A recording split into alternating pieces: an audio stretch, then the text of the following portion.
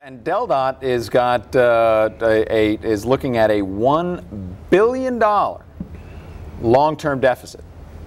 I mean, talk about utter mismanagement.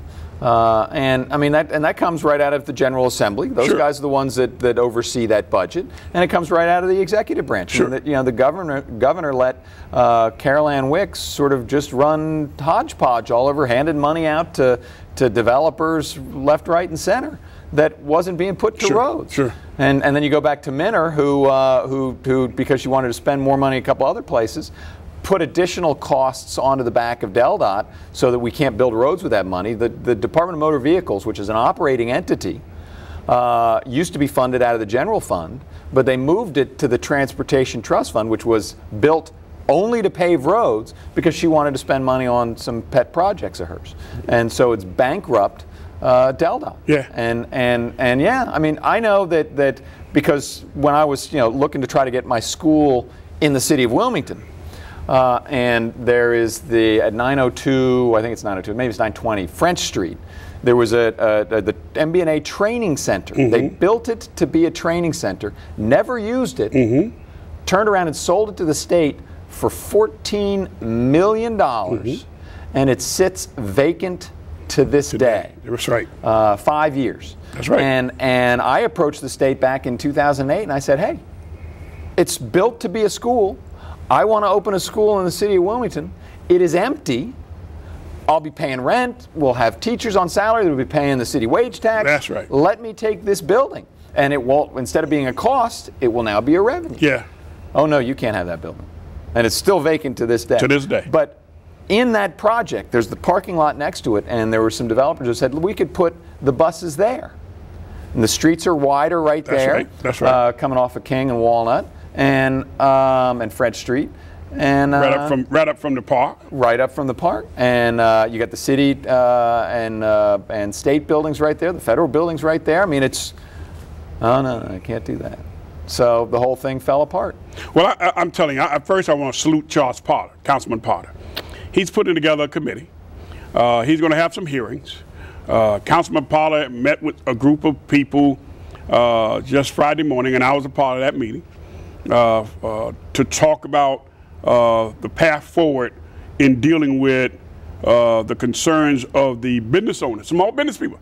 We got a governor who says, he wants small businesses to be prosperous and all this stuff, and all of a sudden now you got, they want to come in and they just want to destroy downtown and small businesses. And within, and at that meeting, I was handed, along with Councilman Potter, a copy of signatures just in the immediate area, had about 500 signatures of folks who were saying they don't want the buses to run in those narrow streets and in a housing area. In a housing area. And I mean, so my famous words are shame on you.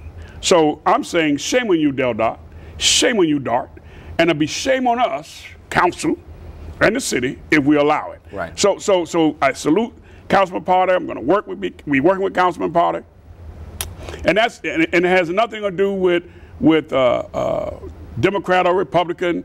This is a bipartisan fight for the citizens of the city of Wilmington, and I love to stand up for those who can't stand up for themselves, right, or who can't get to the table. And I know that Charles Potter does the same thing. So and I'm not here telling anybody anything that they don't know about Charles Potter. He's a fighter, and so am I. So we're going to get together, and I'm going to let Charles take the lead, Councilman Potter take the lead, and we're going to be trying to bring those folks back to the table, because there was 3 people at that hearing. There was Bill Montgomery from the city, somebody from DART, and somebody from DelDOT. And there was nobody voices being heard from the community. Shame on you. Shame on all of you. So we're going to work on that. So those are some of the things that's going on. Well, and I also know that there are people that are very concerned, because one of the things is they come up Orange Street Sure, to 10th Street, and they got to take that right. And there have already been, over the last, I don't know, 10 years or so, a couple of deaths, pedestrian deaths, as people have just Sure, regular cars have Sure, turned there. Now you're going to have a bus that's going to have to swing pretty much all the way across the incoming right. traffic through right. that lane.